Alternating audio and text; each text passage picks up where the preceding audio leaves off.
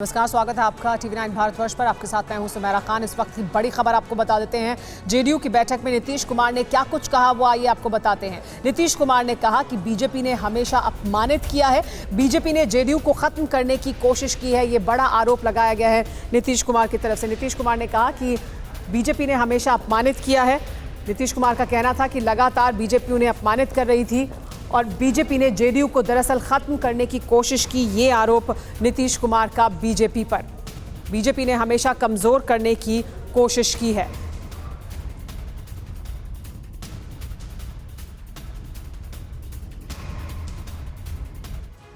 और आइए आपको बताते हैं कि दरअसल बीजेपी ने कमजोर करने की कोशिश की, ये तो कह रहे हैं नीतीश कुमार, लेकिन आइए अब समझिए कि नीतीश ने कितने बड़े बड़े आरोप बीजेपी पर लगाए हैं। इसके अलावा और क्या कुछ उन्होंने कहा है। उन्होंने कहा है कि हमेशा अपमानित किया गया है। ये वो तर्क दिए जा रहे हैं जेडीयू की तरफ से, नीतीश कुमार की तरफ से, जिनके आधार पर क्या भेड़ बकरियों को पाल के साल में करोड़ों कमाना चाहते हो?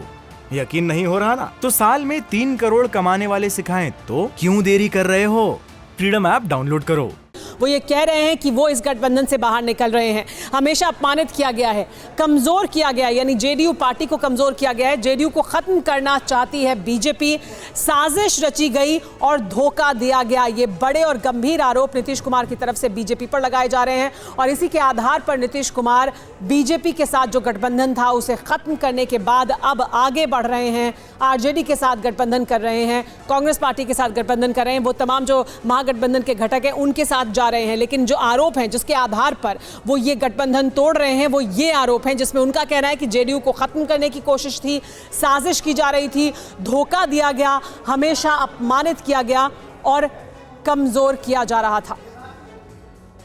बताया गया कि पार्टी सांसदों और विधायकों की मीटिंग में नीतीश कुमार बीजेपी को लेकर बेहद नाराज नजर आए और उन्होंने वहां जो कुछ कहा उसके बारे में हमने आपको बताया। आइए अब आपको सुनाते हैं कि इन्हीं नीतीश कुमार ने 2017 में आरजेडी का साथ छोड़ते हुए क्या कहा था।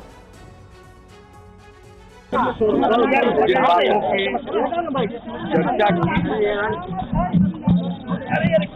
के मुताबिक हमने काम करने की कोशिश की, बीच में जो चीजें उभरकर सामने आई, अब उस माहौल में मेरे लिए काम करना, नेतृत्व करना इस महागठबंधन का संभव नहीं है। हमने कोशिश भी की अपनी तरफ से, हमने कभी किसी का इस्तीफा नहीं मांगा। हमारी लालू जी से भी बातचीत होती रही है, तेजस्वी जी भी हमसे मिले। हमने यही कहा है कि जो भी आरोप लगे हैं उसके बारे में कुछ एक्सप्लेन कीजिए। जो कुछ भी हंसाने की कोशिश हो रही है या अन्य बातें कही जाती है वो अपने समर्थकों के लिए कही जाती है, वो अपनी जगह पर है। लेकिन आम जन के बीच में जो एक अवधारणा बन रही है उसको ठीक करने के लिए एक्सप्लेन करना बहुत जरूरी है और यह बात मैंने कही, लेकिन अब वह भी नहीं हो रहा है और कुल मिलाकर माहौल ऐसा होता चला जा रहा है कि इसमें अब तो ऐसी परिस्थिति हो गई कि अब काम करना भी संभव नहीं हुआ। हमने अपनी तरफ से गठबंधन धर्म का पूरा पालन करने की कोशिश की और जब पूरे माहौल को हमने देखा है और उसके बाद मुझको लगा कि मेरे जैसे व्यक्ति के लिए ये हमारे अंतरात्मा की आवाज है। हमने कई बार सोचा, अनेक दिनों से यह बात मेरे मन में चल रही है, कोई रास्ता निकल जाए।